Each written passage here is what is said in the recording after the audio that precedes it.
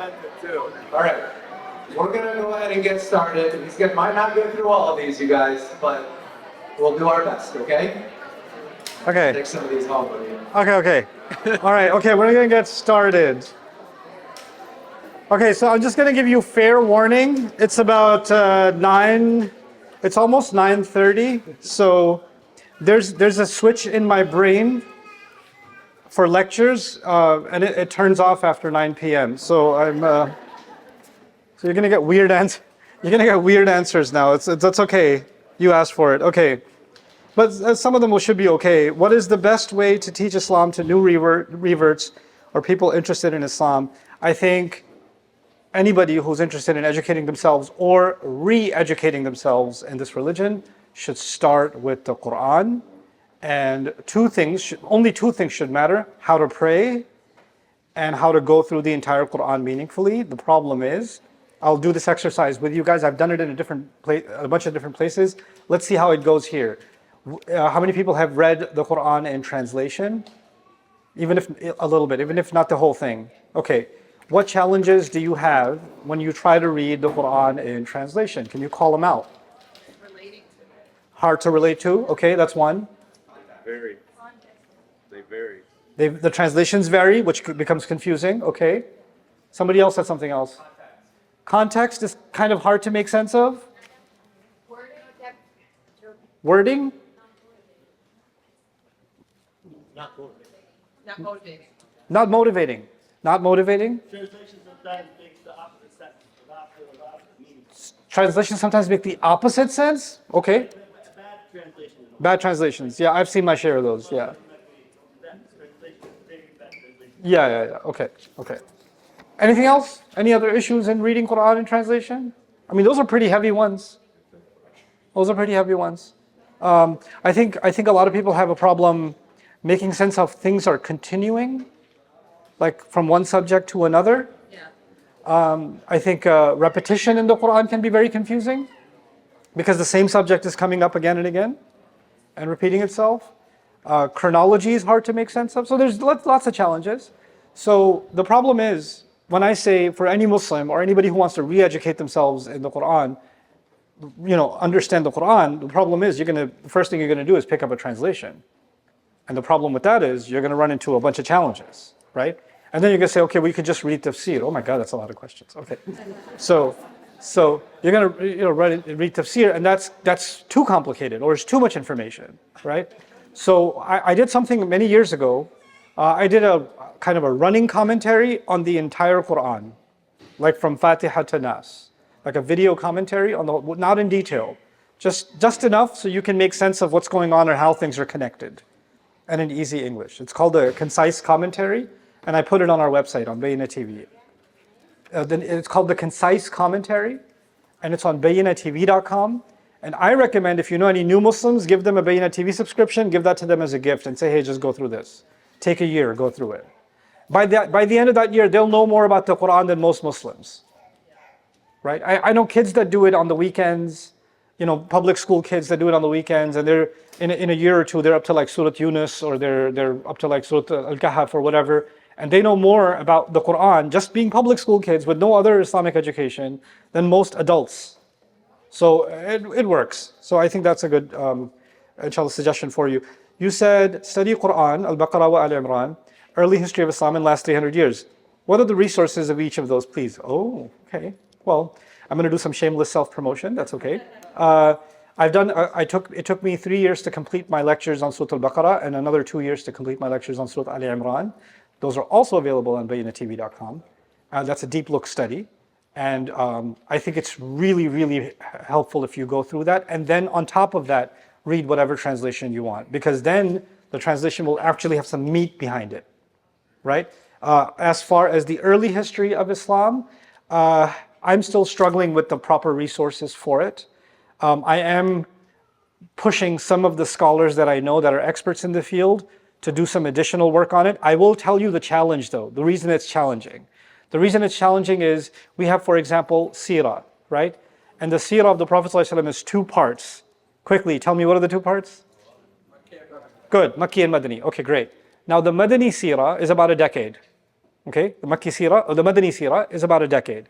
Now, in that Sirah, if you look at a Sirah book and you take the Madani Sirah's pages, let's just say it's 200 pages or something. I'm just throwing a number out there, 200 pages. Okay.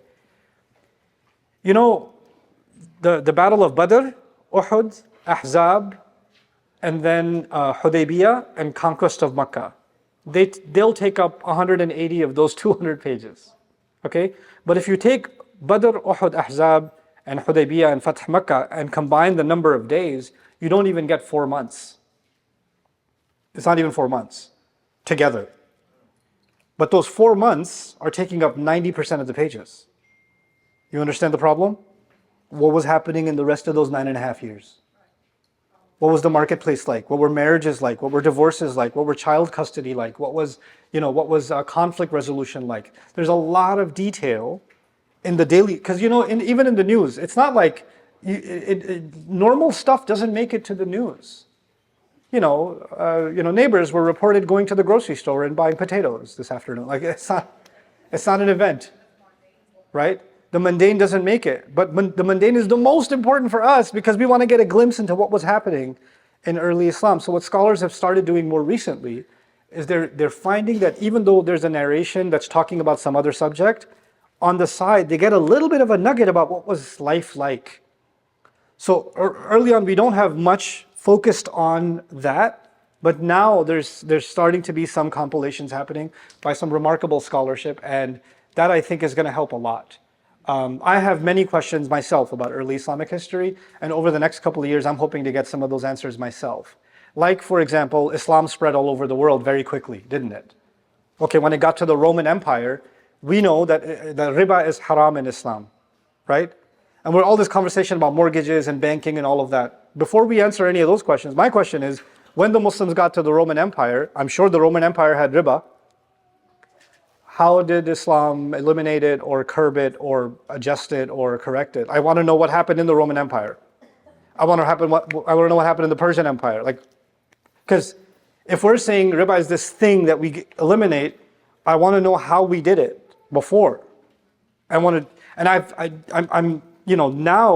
Even now, I haven't seen anything focused on that history, right? So I think questions like that are really important questions in history.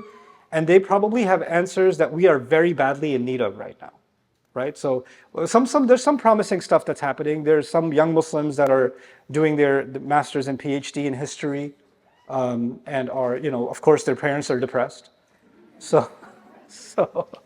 But I think some of that work is going to be very important for, the next half century, So anyway, and then the last 300 years. Start with the book by Dr. Zulfiqar called Islam and the English Enlightenment. That would be a good start, inshallah. And there are a couple of resources. I'm going to start piling some of this together and posting it on my Facebook page because I'm an old person. So I'm going to put it on my Facebook page and maybe on Instagram if I'm in the mood. But also just here's some courses you can take. Here's some books you should read to become more aware, inshallah. Okay, so that was a great question. I'll try to go through them more quickly. Who's gonna win tonight? Islam Makachev or Dustin Poirier? Inshallah Islam, bro. Inshallah Islam. Come on. Is crypto mining haram? Is crypto mining haram? I don't know. I will say some controversial stuff and speak to people that are in it. There's a few people that are working in the crypto space from the Islamic perspective, and they seem to have no problem with it. I met a couple of those scholars in Malaysia. They seem to have no issue with it either. It's a deep discussion. I've done a couple of lectures on this, by the way, like interview style. They're on my YouTube page. I got a couple of people that are working in finance and particularly working with cryptocurrency, blockchain, and all that stuff, and just wanted to get some perspective from them. So you might find some benefit in those discussions. Are you in crypto? I'm not. No. I like. It's too volatile. I don't know. Would you like to watch the UFC fight tonight? Yeah.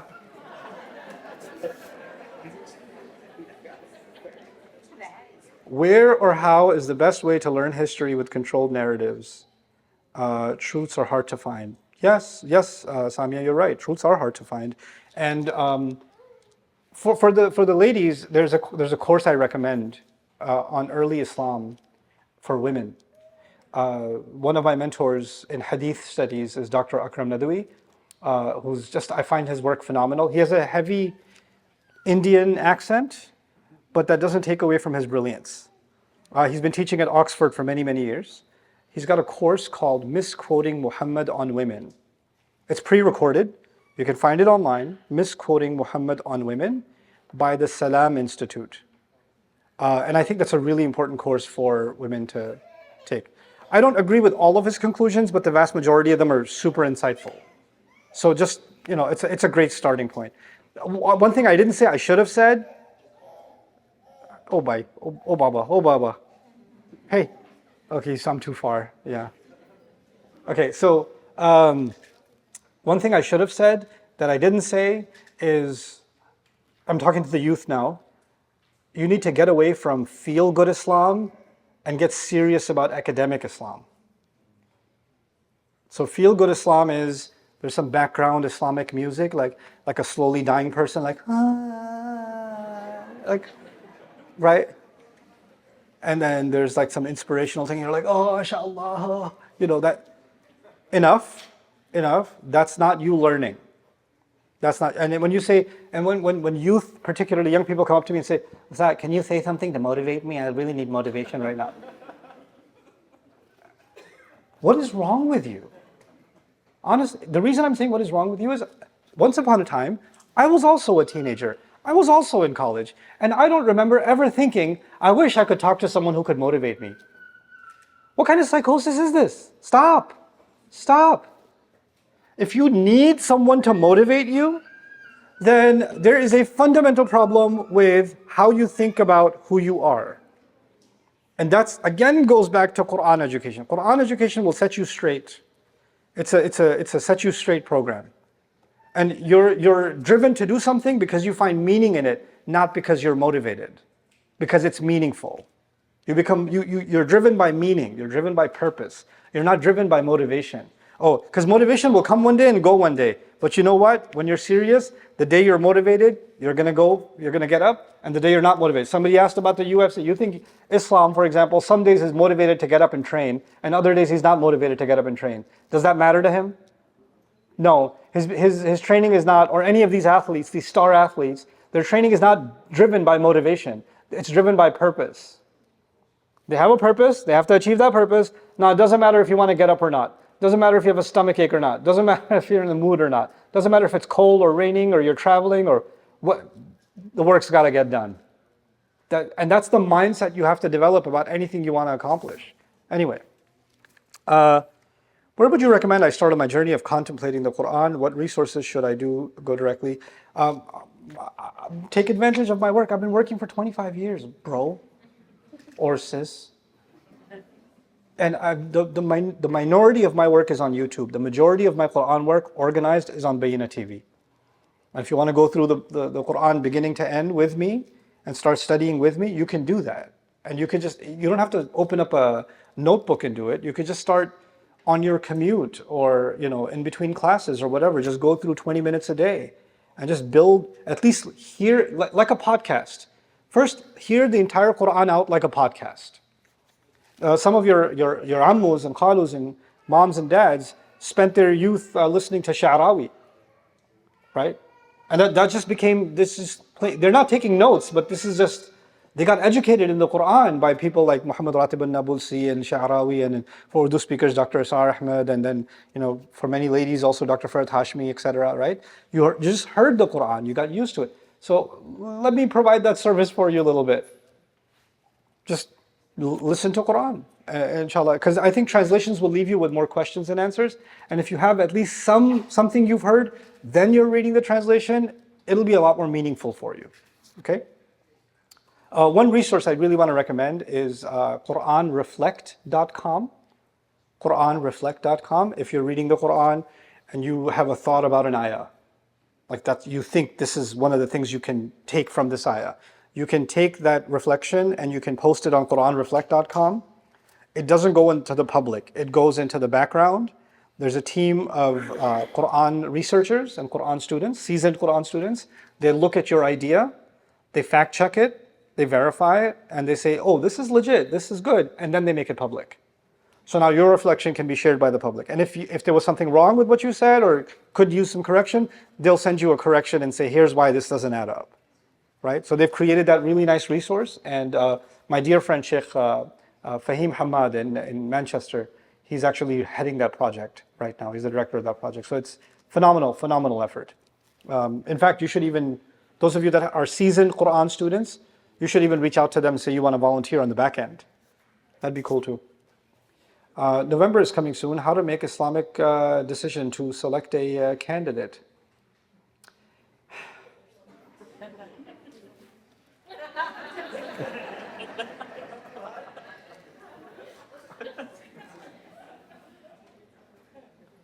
You're not going to like what I say. There's no such thing as an Islamic candidate. There's no such thing. There's no such thing as, you and I can pray Salah together. We can make Salah together. We can recite Quran together. We can discuss, Deen together. We can be on the same page. And we can be on two opposite ends politically. Completely. And one of you is not more Islamic than the other because of their political disagreement. So the idea that somehow there's an Islamic vote or there's an Islamic candidate, there is such a thing that we should be aware of the issues and the larger, and there's some people will say, choose the lesser of the two evils and all that kind of stuff. Fine, make yourself as aware of the argument as possible. Be as educated as you can when you're going to make a decision. As I would. I don't want to abstain from politics, but actually I don't want to share with you what I believe should happen in the country politically. You know why? Because I'm not a political analyst. And I'm not a political scientist. I'm a Quran student. And me being a Quran student doesn't make my thoughts on the subject more legitimate. Just like my thoughts on heart surgery are not more legitimate because I'm studying the Quran. This is not my area. And this is one of the problems we've developed. Anybody who's studying religion must automatically be our political leader too, or our social, and our economist too. How? What are you talking about? That's not their area of expertise. And even though they have one dimension of that, the only way the ummah will move forward is when Sharia experts, Islamic studies experts, Quran experts, political science experts, journalists, analysts, people in the field, activists, they're on the same table together discussing this stuff. Instead of, what do you think? No, but this one said they think something else, and that one says they think something else. Everybody's talking at each other. They're not having a conversation with each other. There's no way the ummah moves forward without collaboration and an intelligent conversation from different angles. Just on that question. Yeah. People say it's like our religious duty to vote. Like as a Muslim, you can't just not vote. Is that? Again, that's a political statement. To vote or not to vote is a political statement. And someone can have their justification for voting and someone else can have their justification for not voting. And if you're good enough at Islam, you can find ayat and a hadith for both. So what are you going to do in the end? Right? So the problem is, with this sort of thing, what happens is people come up with their philosophy first and the religious justification second. So, I think that there is a danger in doing that. There is a danger in saying this is the Islamic way and that's not the Islamic way. And I believe that's irresponsible. I think we can have a conversation as Muslims for what's best for Muslims without injecting Quran and Sunnah into it.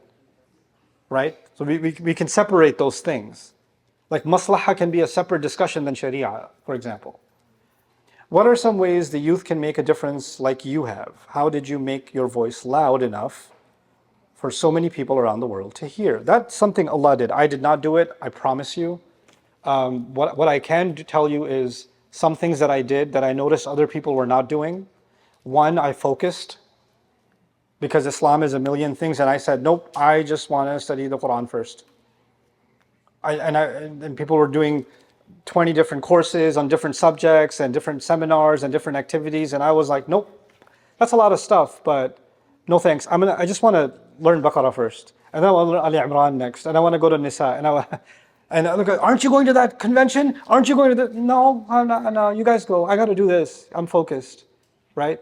So I focused on Arabic, then I focused on Quran studies, then and whenever I get into a focus, I drop everything. I get into it. That's it. That's my sprint. I even do this now. Even now, I was just giving lectures on Surah Al-Ma'arij.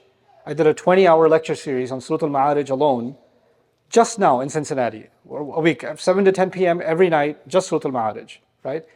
And that study, the prep for it was about 100 hours on Surah Al-Ma'arij. And while I'm doing Surah Al-Ma'arij, I'm not even looking at other parts of the Quran. I'm just in this world right now.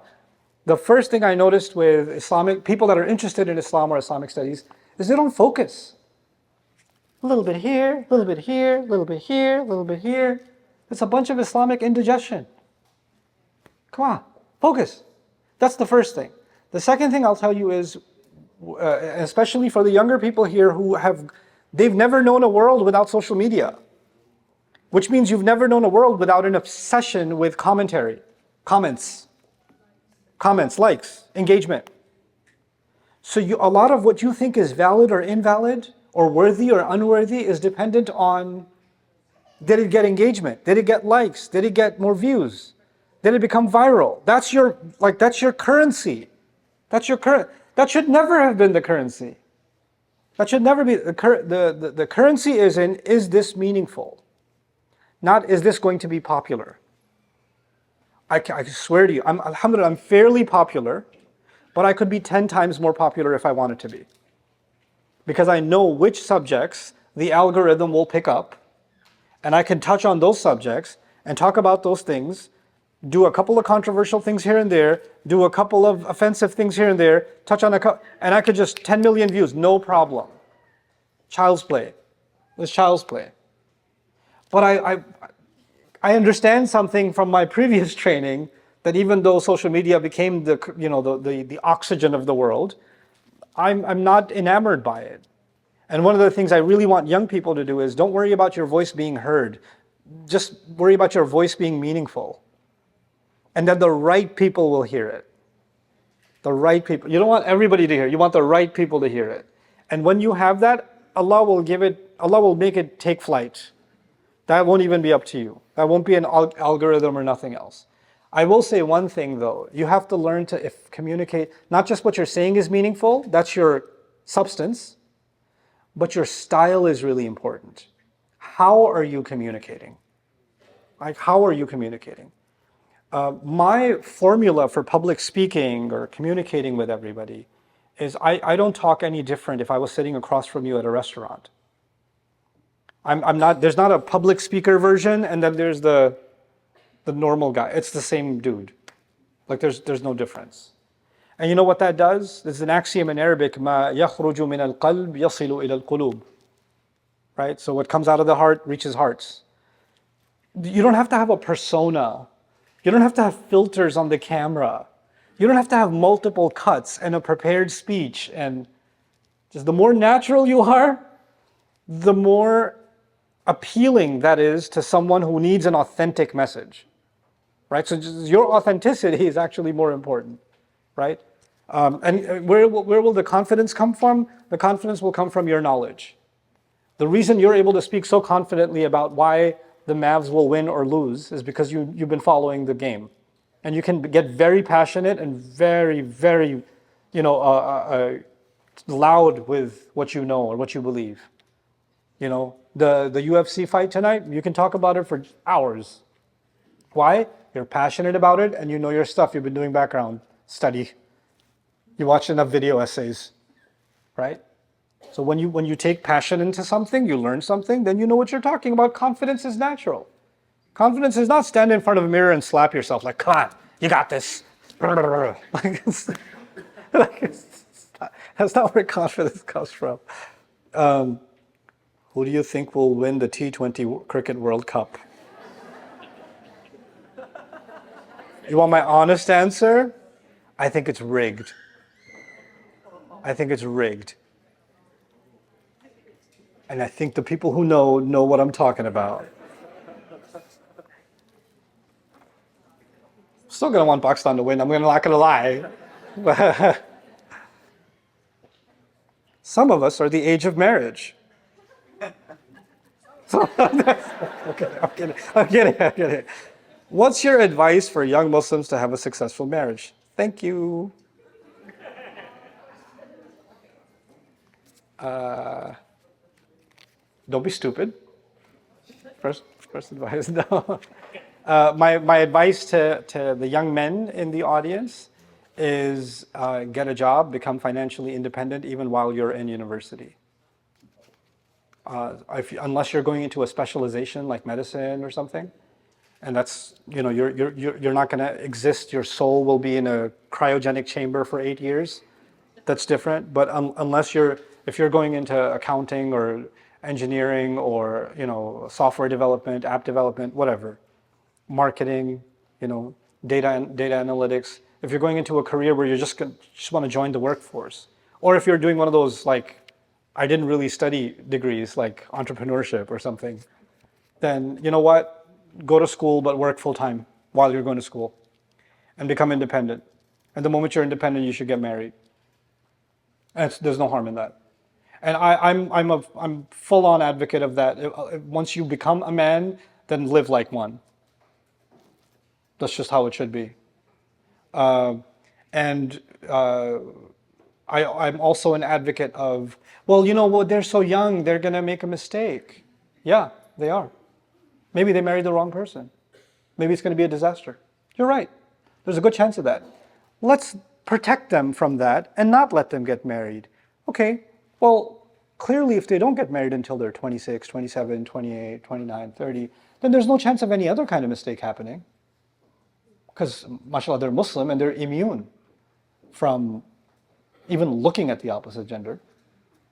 And nothing ever happens on campus. Of course not. No way. No. You know what they're doing late at night? Tahajjud. That's what they're doing. Yeah.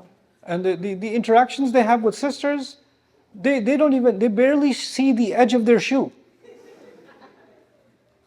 You want to live in that delusion? You go ahead. I'm not going to live in that delusion. So you're like, oh, their life will be ruined if they marry the wrong person, and you don't think their life will be ruined if they end up making a mistake that is displeasing to Allah, and they're spiritually damaged for life because of that mistake? You know why? Because the Western society has taught us that marriage is a serious commitment, but dating is not. And we have now adopted that philosophy, and we're like, if the boys will be boys. But marriage is serious. So zina, it's okay. But marriage though, this is psychotic to me. It's anti-Quran, anti-fitra, and it's anti-social behavior. You're actually teaching your young boys and girls that are not boys and girls, they're men and women. Let me not say boys and girls, it's insulting. If you're old enough and mature enough and smart enough and financially independent, then you're a man. You shouldn't be talked to like a boy. We want our boys to get married. No, they're not boys. And those of you that have a PlayStation 5 and don't have a job, but want to talk about getting married on Twitter, then just keep your marriage fantasies on Twitter, because you're still boys. When you become men, we can talk. When you become men, you can assert yourself as a man. Do it. There's a book I really recommend everybody here to read. It's called Boys Adrift. Boys Adrift. Yeah. Adrift, yeah. Because I do think we are emasculating men. We're not allowing them to become men. And we're calling 18-year-olds kids, 20-year-olds, they're just kids. Never in the history of humanity were that age of people, human beings, called children. Never, until now. So we're violating basic human nature. Anyway, there are some controversies around you as a public figure. How do you deal with this? I dealt with it. It was difficult to deal with, but the thing that I learned a lot of things from it. One of the things I learned from it is that there's a level of, there's a conversation in the Muslim world or among Muslims about forgiveness, brotherhood, giving benefit of the doubt, verification, all that stuff. It all goes out the window. None of that matters. None of that matters. And I also found that even though we talk a lot about not passing judgment, we're the most judgmental people. And I learned a lot from it personally and went through a lot in my personal life, but and alhamdulillah, I benefited quite a bit from the tragedy I went through also. But at the end of it all, it made me realize how artificial our definition of community is. Because the same people I lived with, served, helped, openly and secretly, all that stuff, right? I just helped them in every possible way that I could, were the same people that were first chance willing to throw me under the bus and just kind of, and I became very different after that. One of the things that happened to me was I don't beat around the bush anymore. I'm not kind anymore. I'm just direct. One brother came up to me. I used to help him quite a bit in his personal life and whatever. Years went by. I live in Dallas, and he lives in Dallas. And I was at a restaurant, and he saw me. He goes, "Brother, how are you? How are you doing? You're doing better." And this was 5 years later. How are you? How are you doing better? You doing better? I said, "Yeah. Can I talk to you for a minute?" So I pulled him to the side. I said, "Listen, you know where I live, you know where I work. You've never even sent a message to say Assalamu alaikum for 5 years. Now you run into me, and your guilty conscience is getting to throw shade at me and telling me am I feeling better? And this is actually not a kindness. This is you trying to remind me of difficult times I went through for your own satisfaction, for your own ego satisfaction. So you can keep your how are you to yourself, and maybe you should learn something about what genuine brotherhood means." So when you say Assalamu alaikum to someone, you want peace for them. You want peace for them. If you can't do that, so it actually taught me the difference between acquaintances and friends too, and the value of family. So alhamdulillah, learned a lot from it. Tougher for it. Also, I realized something I was very blind to. This is going to sound bad, but I was very blind to this. There are people in your own space, like if you're a doctor and you have friends that are also doctors, even though you're friends, you're not really friends. There's a little bit of, why did he get the head surgery position? Why is he getting published? Why is she, wait, they moved to that neighborhood? Even though you're together at Eid and you're getting, you're hanging out together, but there's always an eye on somebody else's sort of. And when you have friends that are not in your circle, like I'm in this space and I have friends in, let's say, the real estate space, or I have friends in the medical space, and that's not my space, and I have friends in other space, you know what happens? You can succeed and they can succeed, and you can celebrate their success and they can celebrate your success, and there's kind of, it's a safer environment. And I was naive to that. I just thought everybody's just brothers. We're all just brothers. And it doesn't work that way. So that was a lesson learned, alhamdulillah. So many resources, alhamdulillah, but it's very overwhelming. How can we properly screen, select the correct and best resource? Again, focus, right? There will always be too many resources. You can just focus on what you need to focus on. Okay. Like many young adults in this room, I am and have been struggling to find my identity. What should I do to strengthen my confidence and identity? How do I find who I am from a personal and Islamic perspective? I don't know what you wrote here. Perspective. I think that's perspective, but you spell it with a C. Find your identity in spelling. Without cultural influence. Okay. Sorry. I'll tell you my own situation. I was in New York. I was.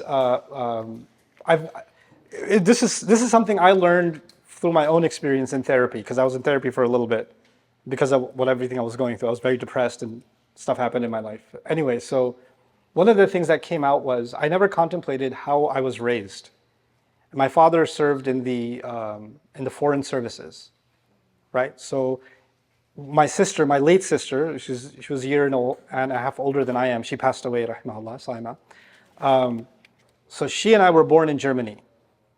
So our first language, until I was 6 years old, I only spoke German. And then we moved to Pakistan for 6 months.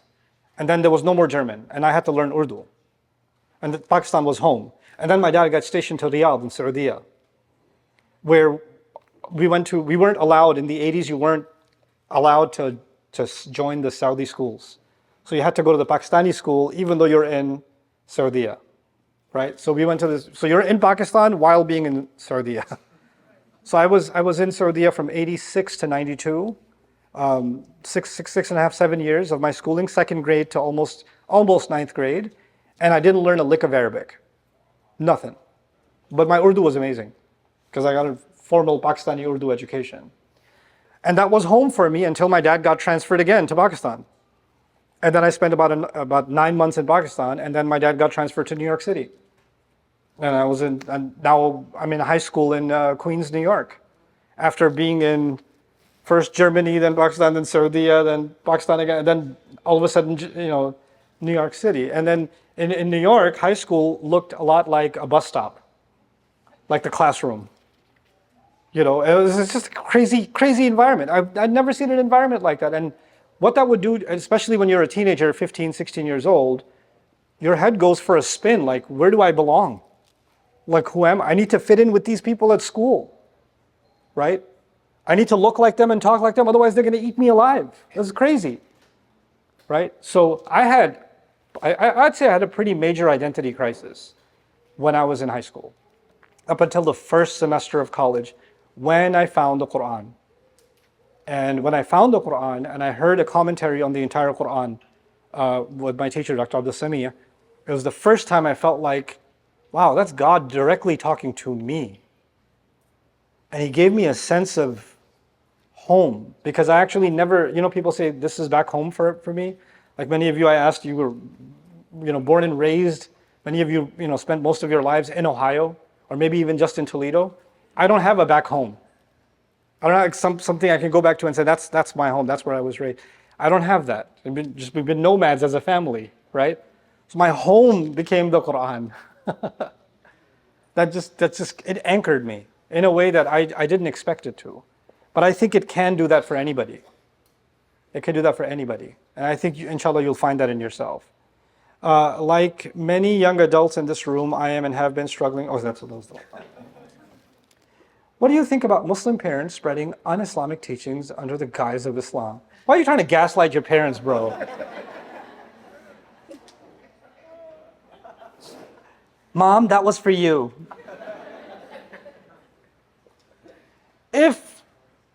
Look, anybody can use religion to gaslight somebody. It's easy. It's really easy. And yeah, parents do it sometimes. Kids do it other times. I'm misused all the time. I said in a lecture in context that in marriage, her money is her money, and your money is also her money. And people are like, oh, your money is not her money. Let me qualify. You're responsible for her expenses, but she doesn't own your property. She doesn't have rights to your property. If your money was in fact her money, the day you die, she should get 100%. Does that happen in Islam? Does that happen in Islam? No. She gets a share, children get a share, parents get a share, siblings get a share, which means it's not hers. But she has rights on it so long as her needs are met. So long as her legitimate needs are met. In that sense, she has rights over it. And in that sense, you don't have rights over hers in Sharia. You can't tell her, give me money. But she can tell you, give me money because we haven't bought the groceries or you haven't paid the electricity bill. She could do that. That's Sharia. وَبِمَا أَنفَقُوا مِنْ أَمْوَالِهِمْ بِصَرَاحَةٍ. The Quran said it, right? Oh, this is feminism. Read Quran, monkey. It's right there. But then the feminist movement, of course, men have abused their rights against women in the Muslim world. It happens all the time. And whether you like it or not, I'm just going to say it like it is because, it's the question answer session. The switch is off. Women are now abusing men in Western court law and taking them through the ringer. They're doing it. And they're like, well, hold on. Behind that clapping is tears, let me tell you. Okay, so They're doing it and they're like, well, they've been doing it to us, now it's our turn. Right? And you know what? Two wrongs don't make a right. And I'm like, oh, you're blaming the victim. No, no, no, hold on. There's Fir'aun in the Quran and there's the Imra'atul Aziz in the Quran. Right? So a man can be a pharaoh and a woman can be Imra'atul Aziz. Well, nobody's an absolute, innocent or whatever. Women aren't given a free pass in this religion. Men aren't given a free pass in this religion. Either can be abusive. Either can be destructive. Either can be narcissistic. Either can be toxic. Either can rob the other. And they do. It's on both sides. And this idea of let's compete with the oppression. Oh yeah, it's more men though. 90% of the time it's the men. Oh, okay. Well, this is a religion where we go by statistics instead of case by case. Should we judge cases by, well, what happens most of the time? If you brought your situation to a judge and he said, well, most of the time it's like this, so would that be justice? So even bringing that up as a statistic to justify an argument or to invalidate an argument is absurd. It's absurd. In fact, you know what? Here's a Quran example of why you can't use, oh, this happens all the time. Musa alayhi salam saw an Egyptian beating up an Israelite, right? And he sees that all the time. And he intervened and he punched the Egyptian. And what happened? Inni zalamtu nafsi. Hada min amal shaitan. He was wrong, wasn't he? Because he assumed, well, the Egyptians oppressed the Israelites all the time. They've done it 1,000 times. This must be case number 1001. Was it? Just because you've seen something 1,000 times doesn't mean that every case should not be judged on its own merits. On its own merits. So the moment social media takes over, oh, all these men are like this. Oh, all these women are like this. There was the Me Too movement and now there's the Red Pill movement, isn't it? So in the Me Too movement, all men are dogs. And in the Red Pill movement, all women are, dumb. And neither of this is Islam. Neither of this. It's absurd. We call the wrong out for what it is, when it is. It's case specific, action specific. There are no generalizations in this religion about any gender. There are no generalizations. Oh, they're like this and they're like that. I don't buy it. And I think that's truly what I think is toxic. Anyway, what can we do better for our children? You can give them experiences instead of giving them stuff. Yeah, experiences. Travel with them, have meaningful conversations with them. Meaningful conversations were like, how was school? Huh? What'd you do? Huh? Who are your friends? You want to go eat something? I don't know. What do you want to do this weekend? No. Can I go now? Can I go now? Can I have my phone back? Can I have my phone back? Can I have my real companion in life back? My true soulmate? It charges my soul as I charge it. Yeah. Meaningful conversation is, hey, tell me something. What was the hardest part of today? I don't know. No, I'm not going to let you go until you tell me. I'll tell you my hardest part. What was your hardest part today? Tell me something, like in this whole last year, what was the worst thing that happened this last year for you? And kids should learn to ask their parents questions. When you were young, did you ever get in trouble? When did your dad ever get mad at you? What did you do? What did you do? What was the most embarrassing day of your youth? Right? Open up real, a lot of times, especially as parents get older, they feel like their kids aren't even interested in them. They're not even interested in them. And meaningful conversations, you're actually interested in this person, what they went through, what their experiences are like. I talk to my mom and my dad now all the time about how they got married. And what was going on, and how were things in their first year, and what happened when my sister was born, and my mom is remembering what the hospital situation was when I was born. My dad was in the hospital for he was going through a surgery, and I was being born. Well, that's what my mom was going through, right? And she's reliving that, and it bonds us together. It brings us closer. Find meaningful conversation with your kids. Before you can teach them something, you have to listen. You have to give them a space to speak. How to maintain deen in a work environment as a youth professional without Muslim coworkers. Islam's not hard. Islam is just, you're not going to engage in gossip.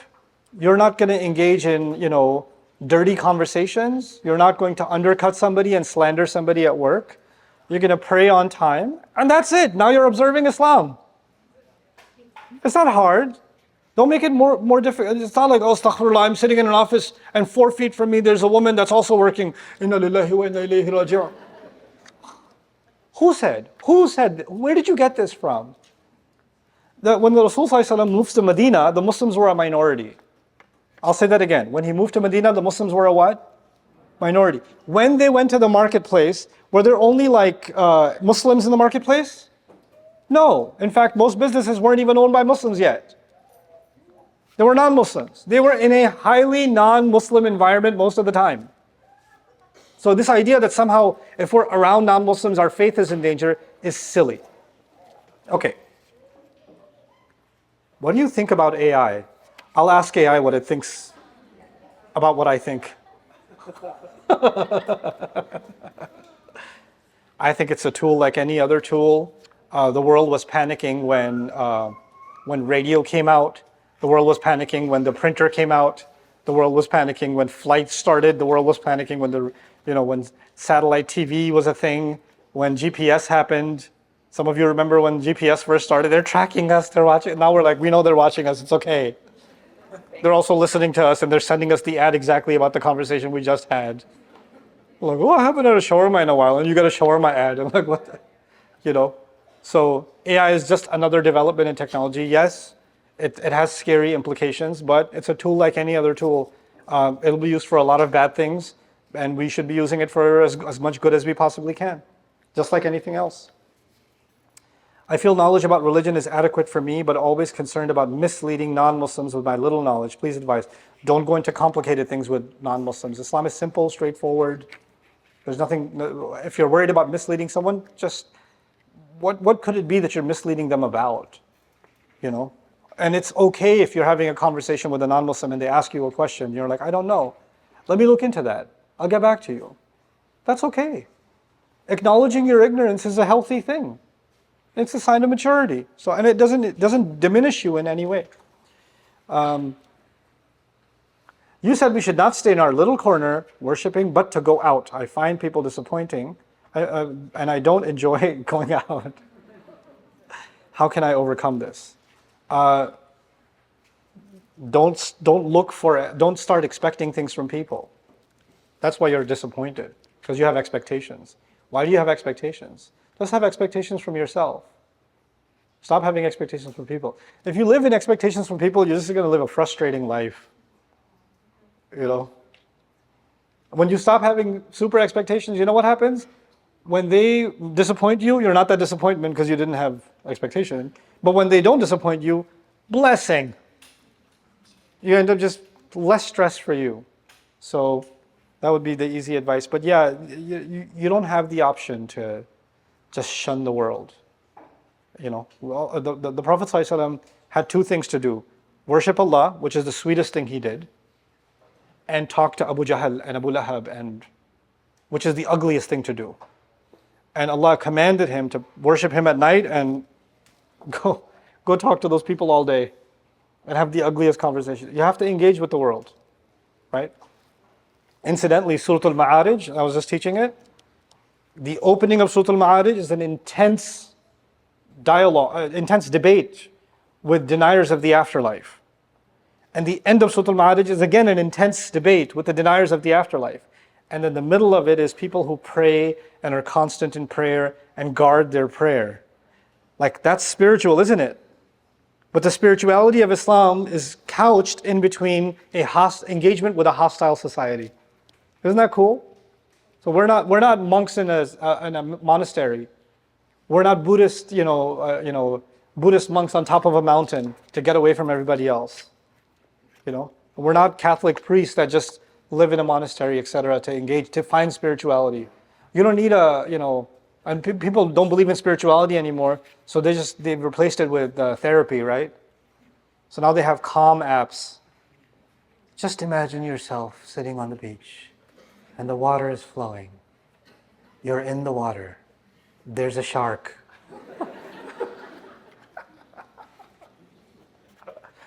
You know why we don't need to do that? You know what gives us our calm? الذين هم على صلاتهم دائمون. الدائم الدائم is يصلي على وقتها أولا, right? The daim is someone who prays on time, but daim is also لا يضطرب. Like he's not disturbed when he's praying. He's calm. He's not moving around, scratching his head.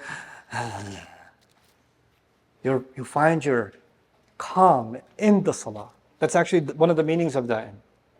Daymuma in Arabic was used when water is completely still. الماء الذي لا حركة فيه. They say ديمومة الماء. Right? So when you become completely still, inside and outside, then you are daim in your salah. So that's where we find our calm.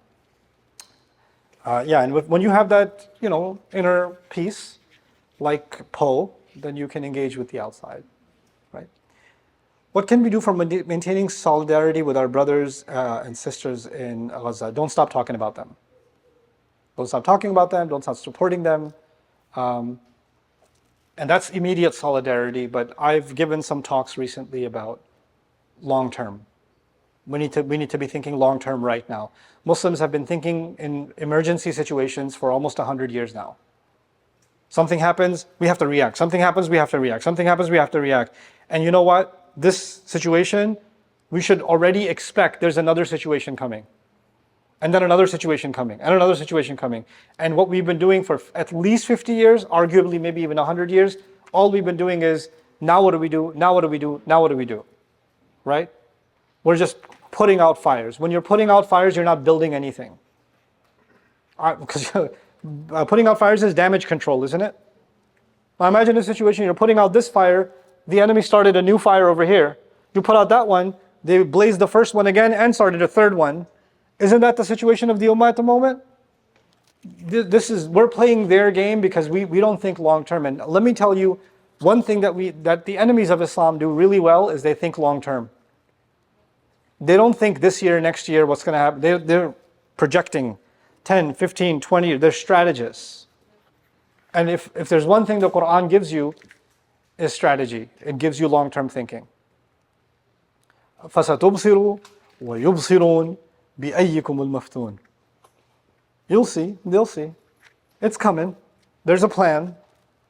And it's not just God's plan. We should have plans. We should be thinking about that. And refer to some of my lectures on the concept of wilaya on this, which I think is important to restore.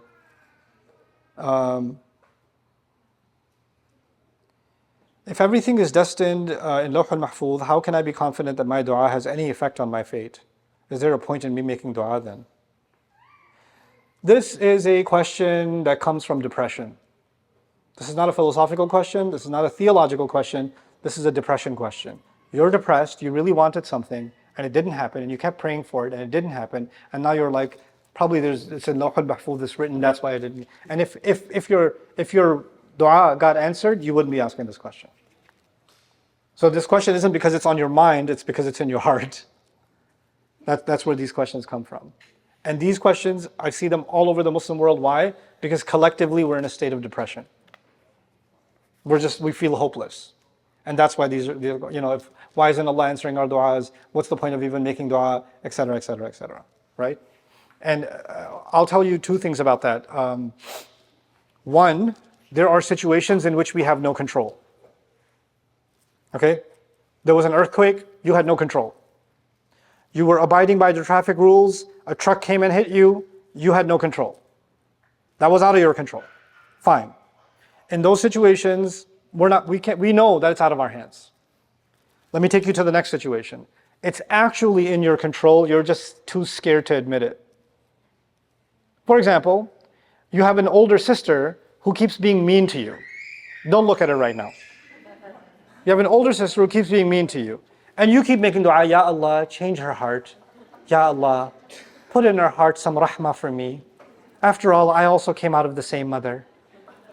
Ya Allah, it's the 27th of Ramadan. My sister, Fatima. Sorry, Fatima. You know what you're doing? If you want, your sister's mean to you, and who are you turning to? Allah. This is a silly example, but you know what? Fatima, stop. We need to talk. This is out of hand. You can't do this anymore. I'm not going to accept it. I don't want to fight with you, but I'm going to stand my ground too. You're too scared, but you'll get really upset. I'd rather just make dua. And then you're not doing anything, but you want lightning to strike on Fatima, right? And then you're like, my dua is not getting answered. Probably written in Lawh al-Mahfuz, that's why it doesn't get answered. You could do something about it. You're just too scared to do it. You're not developing the courage to do it. You're not addressing the situation, and you find your escapism in dua. Okay, that's the second situation. Here's a third situation. The third situation is there is a problem, like for instance Gaza, like Gaza, and we don't see an immediate solution in sight. But there is a long-term solution. What is the expectation from any sensible believer? What two things should they be doing simultaneously? One is dua, and the other is work diligently hard towards the long-term solution. But we are so caught up in the short term and our emotions that we feel paralyzed, so the only thing left to do is what? Dua, and not even working on the long-term solution. We need to now understand there is a long-term solution, and we better start working on it. And that's when our du'as have some meaning. Ya Allah, I'm doing my part, and I'm making dua. I'm not just sitting back and making dua, right? So again, I've talked in some depth about the long-term solution, at least how I see it, and you can look that up. What is the best way to teach Islam? Oh, I did this one. I genuinely would like to remain in the straight path. However, I feel that I deviate from it every now and then. You're the only one. I make tawbah, but feel down afterwards. I know that Allah subhanahu wa ta'ala is forgiving, but feel bad and sad and feel it is hard to resume my life normally. Any help, please, to relieve my soul. You're probably going back to the same bad deed over and over again, which may be some form of, if not addiction, then it's some form of comfort for you. It's some form of kind of a psychological escape mechanism for you. It may even be an addiction for you.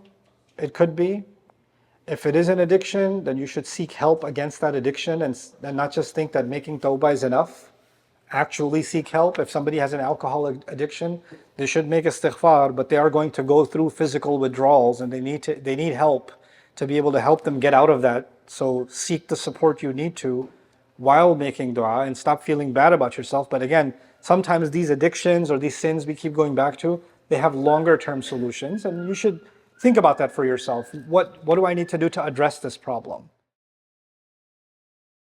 Very life-changing for me. He spoke very well, mashallah, and left a good message and impact on me that I will leave this speech with. And I think the biggest thing is, as a Pakistani Muslim, the message that he emphasized towards the end was the importance of understanding the language of Arabic and how language really influences the identity, and how that is very important to understand as a Muslim. The Sultan Club and coming here to listen to Nouman Ali Khan really empower us as college students, as young professionals. It really was a great experience. It really is something that you don't get to hear very often. Oftentimes when we talk about Palestine or we talk about kind of what's going on, the genocide overseas, it's really in a negative light. It's really in a kind of, you start to kind of feel like, what can we really do about it? So it's really amazing and refreshing to kind of come here and listen to somebody, a great scholar or somebody that we really look up to, like Nouman Ali Khan, and have him tell us, that the kind of the power is in our hands, and where things go from here on out is up to us. So it was really amazing to be here. I thought it was really educational, and everything he was saying was really digestible, and inshallah Sultan Club can do more events like this. Definitely.